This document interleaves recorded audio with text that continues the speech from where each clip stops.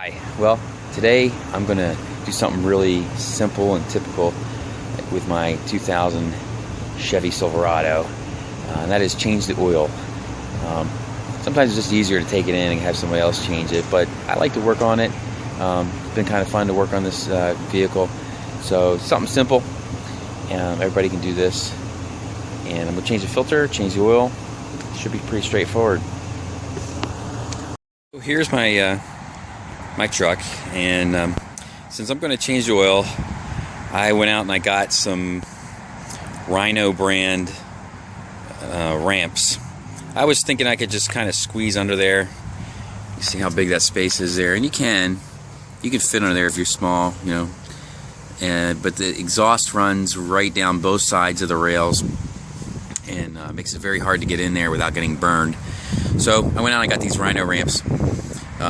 Good thing I like about these ramps is the fact that it has this part right here that ends, so you don't run off the end. But you got to be careful when you're driving up on these things that you don't go too far.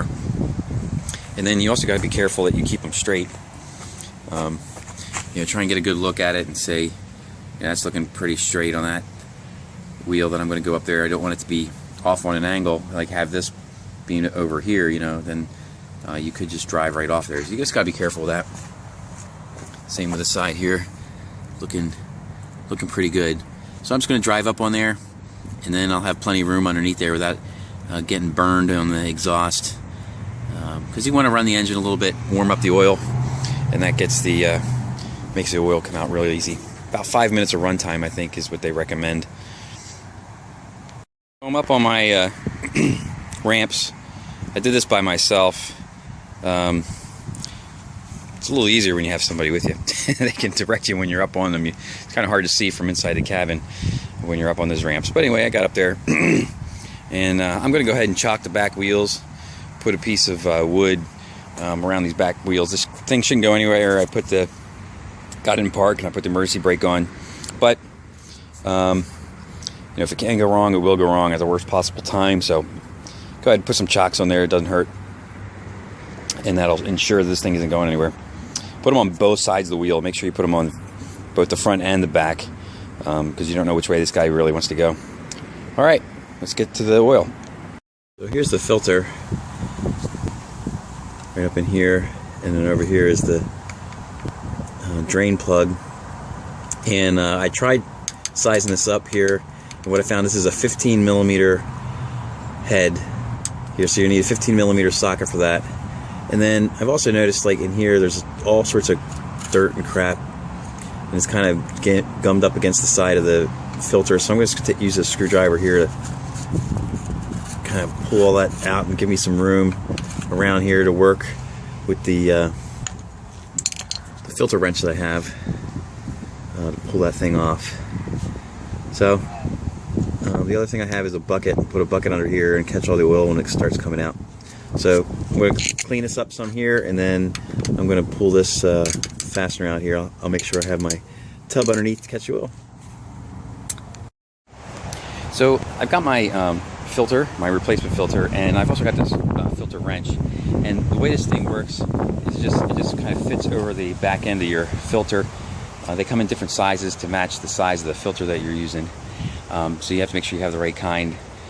And the thing I like about this is it gets into tight spaces pretty easy, and then it also has on here, you can either run a ratchet right in there. It's a 3/8 ratchet, or you can use a like an open end wrench or box wrench on that to get this thing cranked. So in some of those places where you can't just easily get your whole hand up on that thing and turn it, because there's just not enough room, like is the case on this one, it's too tight, this is a really handy tool.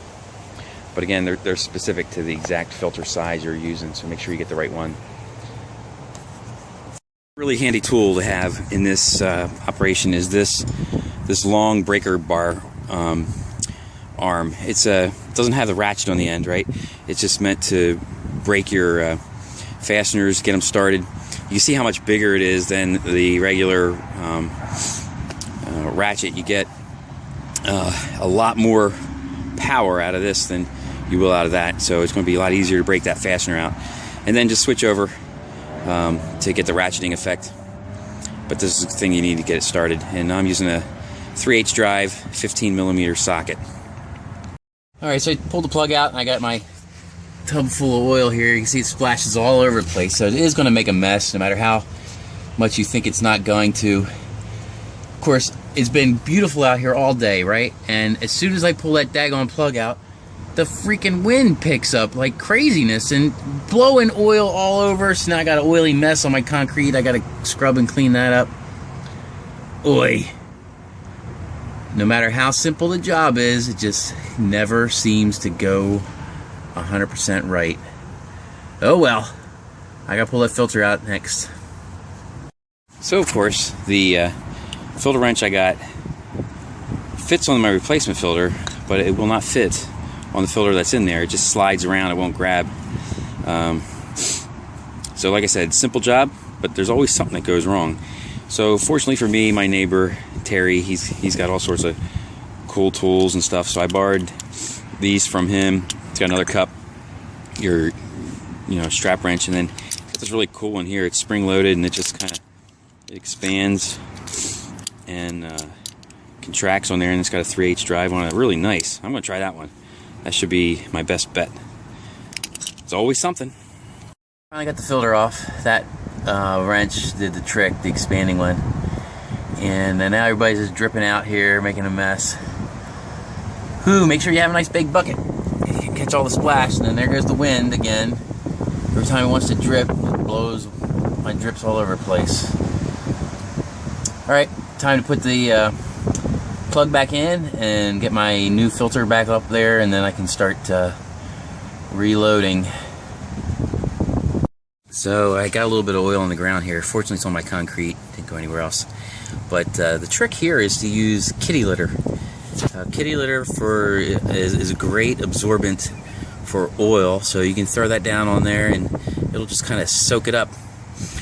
So it'll pull right out of there. Kitty litter's a trick. So I'm using a Fram filter over here and a Mobil 1 synthetic oil. Just can't go wrong with that. It's a little bit more expensive, but your engine will like you for it. So that's what I'm going to use. I'm going to take a little bit of the fresh oil, put it around the seal on this filter, so the seal is nice and shiny, got a little oil glaze to it, and I'll put it back on the truck, and then I'll pour the rest of this stuff right on in. Alright, here we go. Filter up in there, and what I did was I went around with a rag and I just wiped up everything, make sure everything was dry, not oily wet. So then if I load this thing up with oil and I start to run it and I see that there's oil coming out, I know it's not leftover stuff, it's fresh stuff, so maybe something isn't tight enough or something like that. But anyway, it's up in there. It went in a lot easier than it came out, I tell you. Now it's time to put some oil in here and turn it on. So up here is where the oil goes in. You got a cap here, it's pretty straightforward. Just look for the oil. Make sure you pour it in the right spot. I actually had taken that cap off when it was draining. That helps, if there's any kind of air pocket or something in there, it can let it drain out. But now I got to pour the oil in here. This thing takes, I think, 6 quarts. I got to go check again, make sure. But I'm going to pour in 5 quarts, let it settle. Check my measurement before I pour the 6th quart in there, just to be sure. I finally got my filter on. Finally got my oil back in, and I thought it was going to be a simple job, just change the oil in the oil filter, right? But it just goes to show every simple job can run into any kind of complications. For me today, it was a wrench that didn't fit the filter because the filter for some reason is some weird size. Even though I tried it on my replacement filter, it didn't fit the one that was on the engine. And then as the oil's dripping, the wind decided to pick up today. All of a sudden, as soon as the oil started running, then the wind turned on, and so it started blowing oil all over the place. And so now I got a mess I got to clean up with that. But it's always something. And anyway, I just hope that this was helpful to you to see this filter change, and I hope to see you again, or you see me again in another video soon. Thanks. Have a great day.